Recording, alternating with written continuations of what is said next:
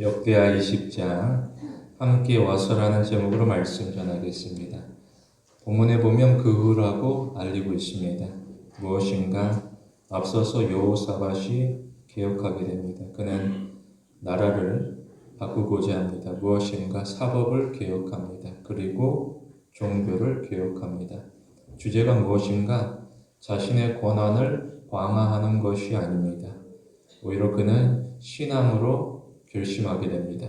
다시 말해 여호사밧은 자신을 위하여서 이 나라를 움직이고자 하지 않습니다. 오히려 여호사밧은 이 나라가 하나님을 위하여서 헌신하기를 간절히 소망합니다. 어느 정도였느냐? 19장 4절에 보게 되면 여호사밧은 모든 백성이 하나님에게로 돌아올 것을 간절히 기대합니다. 그런데 갑자기 문제가 이르게 됩니다. 그것이 본문의 내용입니다. 무엇인가? 전쟁입니다. 여호사밧은 갑자기 불어닥친 전쟁으로 당황하게 됩니다. 왜 그러하느냐? 돌아보면 나는 연약한데 상대는 무척이나 강하게 됩니다. 특히 그들은 혼자 단독으로 움직이지 아니하고 연합하여서 거대한 무리로서 들이닥치게 됩니다. 어떠하느냐? 모압, 암몬 그리고 마온이 연합하여서 공격하게 됩니다. 지금 현실은 적군이 몰려오고 있습니다. 이처럼 현실은 비정하게 됩니다.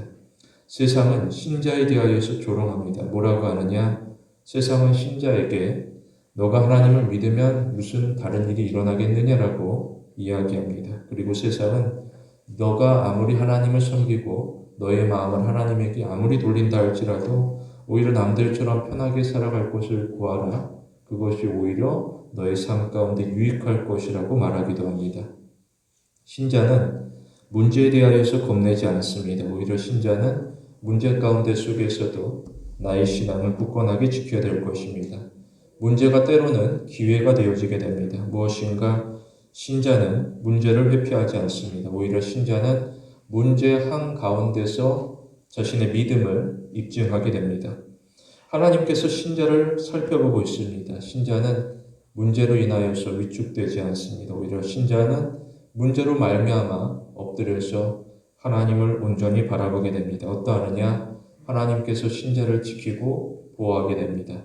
이에 대하여서 성경이 약속하고 있습니다. 뭐라고 하느냐? 시편에 보게 되면 주에게 피하는 자는 다 기뻐하며 주의 보호로 말미암아 영원히 기뻐 외치리라라고 알리고 있습니다.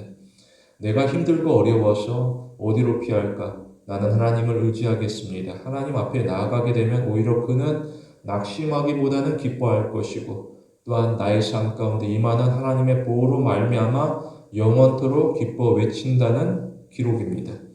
언제나 역사는 진실을 증언하고 있습니다. 우리가 성경을 보는데 성경이 하나님 나라의 역사이고 이 역사가 바로 우리의 삶 가운데 이루어질 약속이 되어지게 됩니다. 열왕기하 6장에 보게 되면 이스라엘이 공격을 당하게 되는데 아람이 들이닥치게 됩니다. 목표는 누구였느냐? 단 한 사람이었습니다. 그가 누구냐? 이스라엘의 왕이 아니었습니다. 왕을 굴복하면 이 나라를 내가 차지하겠다. 그런 것이 아니라 오히려 선지자, 연약하고 초라한 선지자를 아람 군대가 들이닥치며 공격하게 됩니다. 바로 엘리사입니다. 이유가 무엇인가? 아람 왕은 수많은 계획을 세웠습니다. 이스라엘을 굴복시키고 정복하기 위하여서 수많은 계획을 실천하였지만 매번 실패하게 됩니다. 이것이 한두 번에 이르지 아니하고 계속해서 반복하게 되니까 아람 왕은 고민하게 됩니다. 그리고 생각하는 것은 누군가 우리 중에 배신하지 아니하고는 이러한 일이 일어날 수 없다라고 판단합니다. 이에 대하여서 신하들이 하는 말이 무엇인가? 아람 왕에게 선지자 엘리사에 대하여서 소개합니다. 선지자 엘리사가 어떠하느냐? 그는 왕이 침상에서 무슨 생각, 무슨 말을 하는지 다 알고 있다라고 설명하게 됩니다. 그러자 아람 왕은 은밀한 중에 보시는 하나님에게 절대로 굴복하지 않았습니다. 오히려 아람 왕은 하나님을 향하여서 더욱 분노하게 됩니다. 그래서 아람 왕은 군대를 보내어서 엘리사가 있는 성 주위를 완벽하게 포위하게 됩니다. 그야말로 빈틈이 없어서 아람 왕은 승리를 확신하게 됩니다. 아람 왕은 성경에 보게 되면 말과 병거와 군사로서 더욱 압박하게 됩니다. 사람들이 바라볼 때 말과 병거와 군사들이 들이닥치게 되면 무서워하게 됩니다. 그때 엘리사가 어떠하느냐? 의외였습니다. 엘리사는 무서워하지 않았습니다. 오히려 엘리사는 평온하게 됩니다. 왜 그러하느냐? 하나님께서 지키시기 때문입니다. 이것이 단순한 말로만 그치는 것이 아니라 하나님께서 임하시는데 특별히 하나님께서는 불말과 불병거를 보내십니다. 그리고 그를 완전하게 보호하십니다. 산에 가득하게 되는데 마치 천지가 진동하는 것과 같습니다. 그런데 이 광경을 엘리사가 보기 때문에 그는 평안합니다. 그런데 엘리사 이외에는 보지 못합니다. 그들이 바라보는 것은 아람 왕의 군대였습니다. 그러자 그들 모두가 다 두려워 떨게 됩니다. 이처럼 사람은 자신의 눈에 보이는 상황에 따라서 판단하게 됩니다. 신자는 눈을 들어서 보이지 아니하시는 하나님, 그러나 우리 가운데 역사하시는 하나님의 일하심을 살펴보아야 될 것입니다. 우리의 삶 가운데 일어나는 모든 일에는 의미가 있습니다. 그냥 되어지는 일들은 하나도 없습니다. 무엇인가 신자가 문제를 통과하게 됩니다. 그러면서 신자는 하나님께서 세상을 다스리신다는 진실에 도달하게 됩니다. 우리는 하나님을 늘 의식해야 될 것입니다. 요한일서에 보게 되면 너희 안에 계신 이가 이 세상에 있는 자보다 크시다라고 알고 있습니다.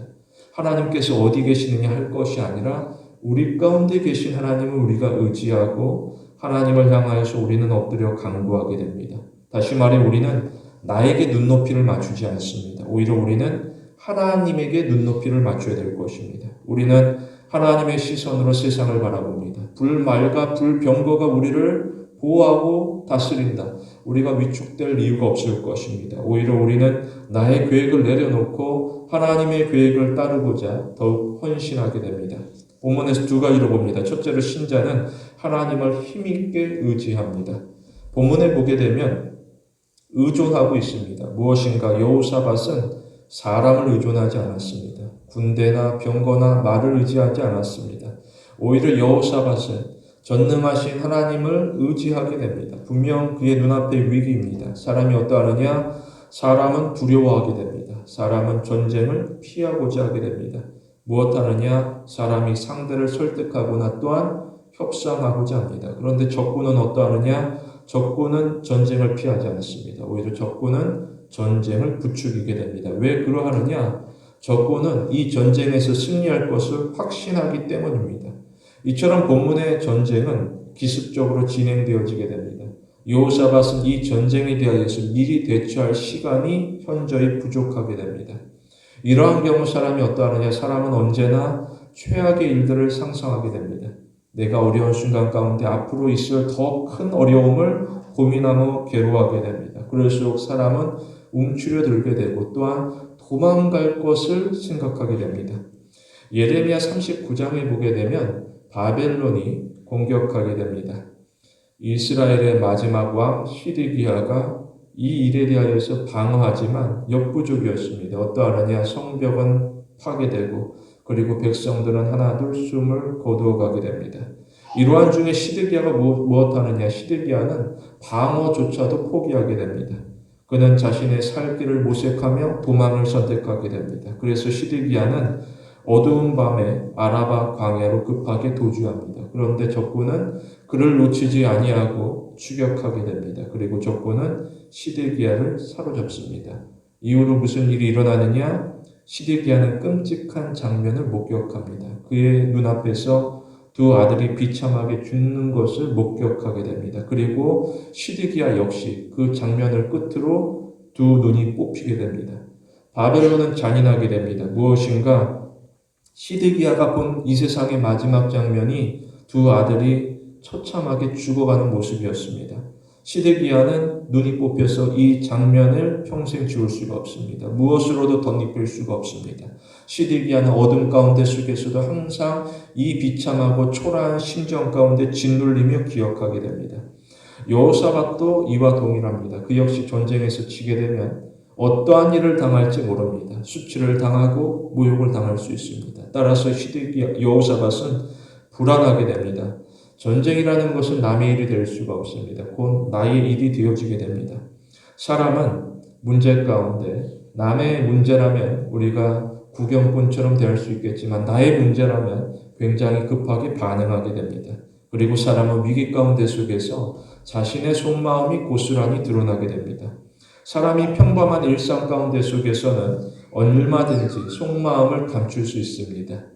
여호사밧은 앞서 개혁하였습니다. 여호사밧은 그 개혁의 목적으로서 신앙을 강조하였습니다. 우리가 하나님에게 돌아가자.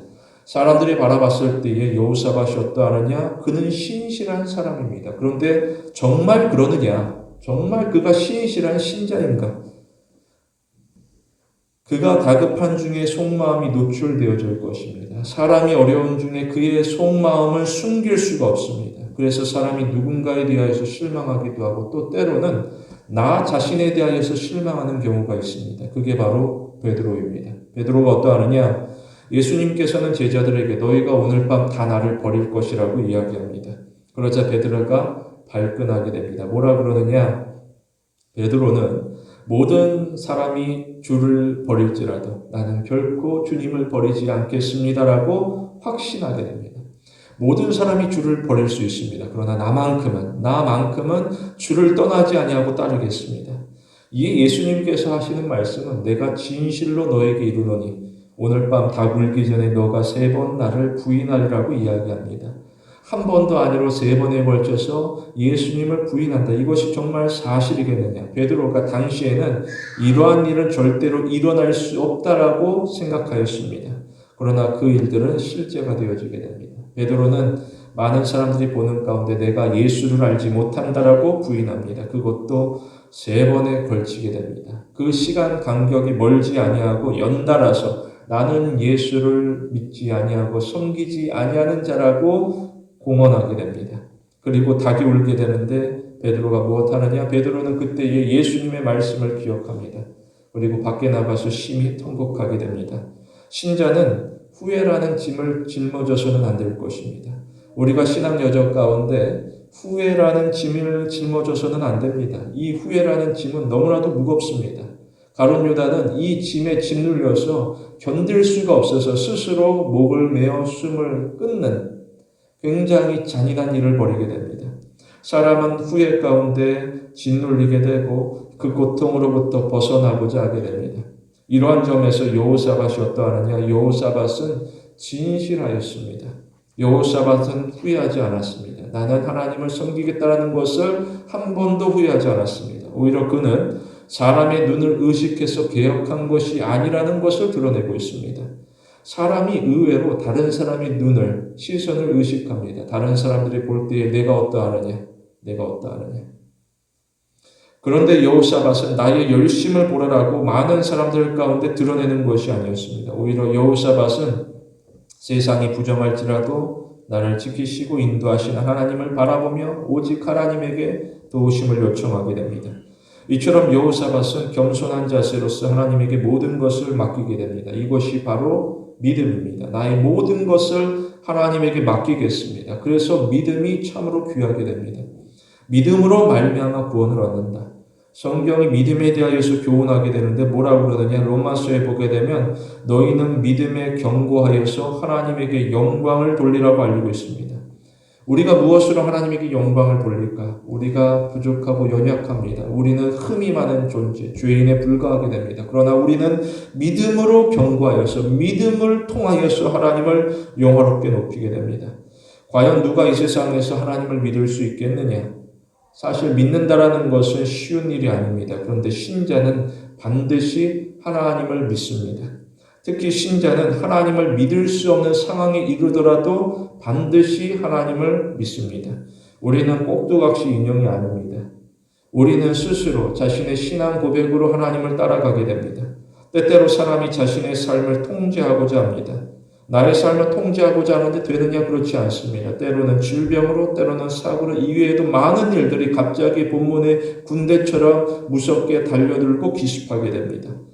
실제로도 내 통제 밖의 일들이 수시로 일어나는 것을 우리는 알 수 있습니다. 사람은 내가 나의 삶조차 통제할 수 없다는 사실에 대하여서 불안해하며 초조해하게 됩니다. 우리는 이 걱정과 근심을 인정해야 될 것입니다. 그리고 우리는 이 걱정과 근심을 하나님에게 나아가 맡겨야 될 것입니다. 우리는 내가 하는 일이 실패할까 염려하지 않습니다. 얼마나 이런 경우가 많습니까? 내가 오늘 하는 일들이 또 내가 계획하는 모든 일들이 혹 실패하여서 우리 가운데 크나큰 어려움으로 우리 가정 가운데 우리 공동 가운데 일어나면 어떠할까? 너무나도 심히 걱정하고 염려하게 됩니다. 그러나 사람은 누구나 실수하게 됩니다. 심지어 야고보서에 보게 되면 우리가 다 실수가 많다라고 알리고 있습니다. 하나님을 따른다라고 해서 그가 완전하지는 않습니다. 오히려 실수투성이 하나님 앞에서 부족한 존재일 뿐입니다. 그러나 하나님께서 어떠하느냐? 우리가 따르는 하나님은 조금도 실수하지 않습니다. 그리고 하나님의 일에는 실패가 없습니다. 따라서 우리는 기뻐하게 됩니다. 우리는 하나님이 하실 일을 바라봅니다. 우리는 내가 하는 일이 아니라 하나님이 하실 일을 바라보는 존재입니다. 다시 말해 우리는 내가 하는 일을 돌아보면서 한탄하는 것이 아니라 오히려 나의 삶 가운데 역사하시는 하나님의 일하심을 바라보며 매 순간 매 순간 하나님을 알아가는 기쁨을 누리게 됩니다. 둘째로 신자는 하나님의 인자하심으로 요동하지 않습니다. 본문에 보게 되면 간구하게 됩니다. 어떠하느냐? 여호사밧은 이 문제에 대하여서 깊이 기도하게 됩니다. 특별히 혼자 기도하지 않았습니다. 여호사밧은 모든 백성들과 함께 기도하게 됩니다. 신자는 매사 조심해야 될 것입니다. 무엇인가 교인이 수고합니다. 교인이 하나님을 위하여서 헌신합니다. 그런데 교인이 어느 날 갑자기 무너질 수가 있습니다. 그때에 순식간에 누구는 배교하게 됩니다. 그동안 그가 보여준 일들이 무엇인가? 그가 하나님을 따르며 섬긴다라고 하지만 그것이 마치 물거품처럼 허무해지는 순간들이 찾아오게 됩니다. 따라서 신자는 항상 깨어 있어야 될 것입니다. 예수님께서 제자들에게 당부하는 것은 너희는 깨어 있으라고 이야기하십니다. 다른 무엇이 아니라 너희는 깨어 있으라. 그러면서 하시는 말씀이 내가 너희에게 하는 이 말은 모든 사람에게 하는 말이라고 알립니다. 단순히 제자에게 하시는 말씀이 아니라 오늘날 교인들에게도 예수님께서 말씀하시는 것은 깨어 있으라는 것입니다. 신자는 다른 사람을 돌아볼 것이 아니라 나부터 깨어 있어야 될 것입니다. 특별히 신자는 우리의 마음 가운데 진리를 새겨야 됩니다. 그리고 신자는 진리를 지키기 위하여서 고군분투해야 될 것입니다. 이것이 하루 이틀이겠습니까? 한 달, 두 달이겠습니까? 우리 평생에 이르도록 그 진리를 새기고 그 진리를 따라서 우리는 헌신하게 됩니다. 그런데 사람이 평생을 살아가는 동안 안락할 수가 없습니다. 오히려 수많은 시험과 고비를 만나게 됩니다. 어떠하느냐? 사람이 그때마다 좌절하게 됩니다. 누가 고통을 원하겠습니다. 이 세상에서 고통을 원하는 사람은 없고 오히려 고통을 회피하며 싫어하고자 합니다. 그런데도 불구하고 대적은 가만히 있지 아니하고 신자를 수시로 공격하게 됩니다. 대적이 원하는 것은 무엇인가? 신자가 스스로 망가지고 무너지는 것을 살펴보고자 합니다. 신자는 이때에 기도로 무장해야 될 것입니다. 교인은 고통에 대하여서 나쁘게만 받아들이지 않습니다. 하나님의 살아계심을 확신한다면 고통에 대하여서 떨리는 마음이지만 또 동시에 나아가 고통 가운데 속에서도 유익을 찾게 됩니다. 어떠하느냐? 고통은 우리에게 있어 확성기와도 같습니다. 고통이 우리를 흔들어 깨우고 있습니다. 우리를 흔들어 깨우고 있습니다. 요나는 배 밑층에 내려가서 잠이 들려고 하지만 그때 오히려 하나님께서는 더욱더 사나운 폭풍을 일으켜서 요나를 흔들어 깨우고자 하게 됩니다. 고통은 사람을 하나님을 바라보게 하는 통로로서 사용하시게 됩니다. 고통으로 말미암아 사람이 전능자를 바라보는 경우들이 얼마나 많이 있습니까? 따라서 신자는 지금이 전부가 되어지지 않습니다. 신자는 지금에 안주하지 않습니다. 오히려 신자는 하나님께서 정하신 목적지까지 나아가도록 힘을 다해야 될 것입니다. 때로는 이 일을 위하여서는 각오가 필요하게 됩니다. 그렇지 않고는 은혜의 보좌 앞으로 우리는 감히 나아갈 수가 없습니다.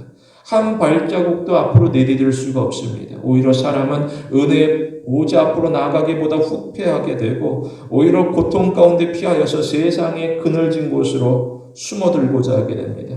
이처럼 사람이 고통이 무서워서 좁은 길에서 저 멀리 도망가게 됩니다. 그럴 때의 신자는 내가 누구인지를 명확하게 해야 될 것입니다. 내가 누구인가? 그리고 내가 누구이기 때문에 무엇을 해야 될 것인가? 에스더를 살펴보면 어떠하느냐? 에스더는 유대 민족이었습니다. 에스더는 유대 민족이 망할 때에 바벨론에 의하여서 포로로 끌려가게 됩니다. 특히 에스더는 고아라고 설명하고 있습니다. 고아, 어린 소녀, 삶을 어떻게 꾸려갈까 막막하게 됩니다. 이처럼 삶이 무겁고 고단하게 됩니다. 그런데 삼촌 모르드게가 나섭니다. 삼촌 무엇하느냐? 모르드게는 에스더를 위탁시설에 맡기지 않았습니다.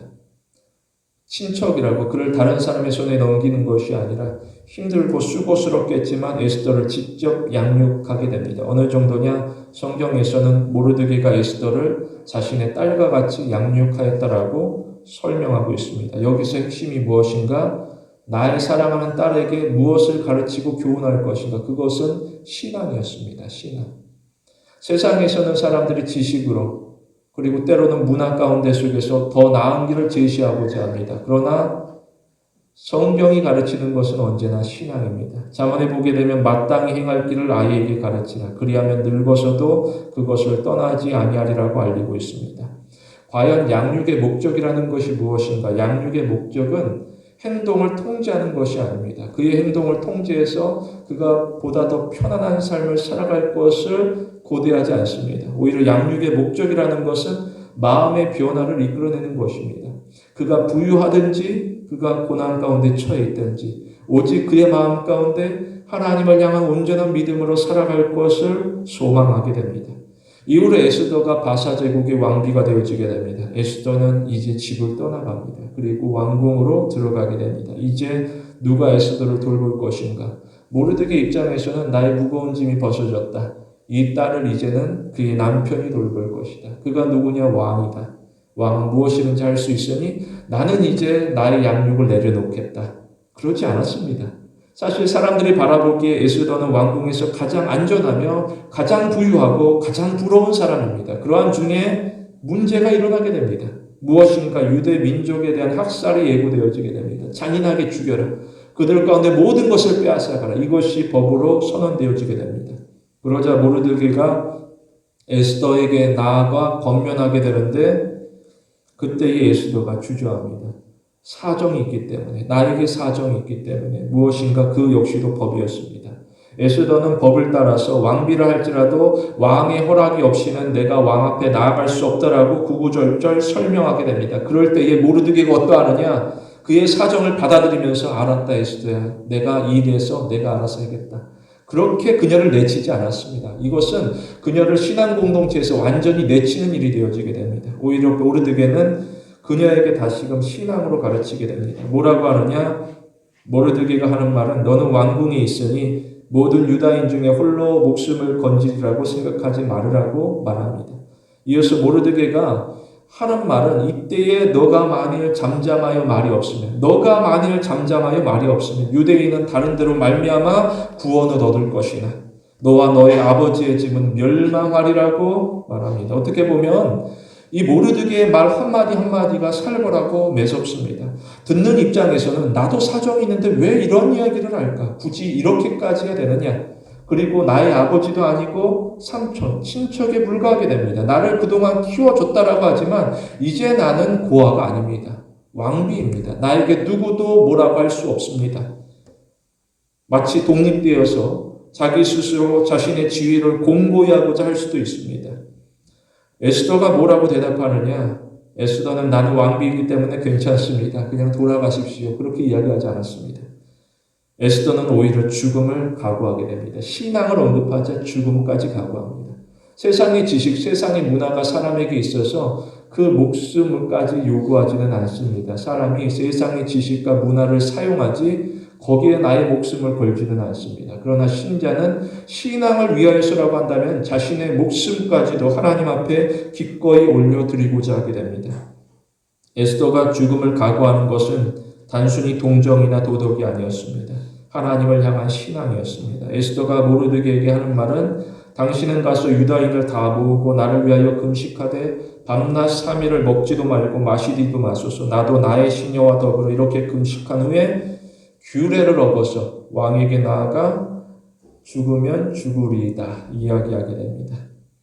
에스더가 자신을 바라봤을 때 나는 왕비라고 밝히지 않았습니다. 뭐라느냐? 나는 하나님의 인도를 따라가는 자, 나는 하나님의 종이라고 다시금 자신을 받아들이게 됩니다. 종이 어떠하느냐? 종은 주인을 굴복시키지 않습니다. 그런데 주인이 하나님을 굴복시키고자 하는 경우들이 있습니다. 이러한 경우들을 우리는 피해야 될 것입니다.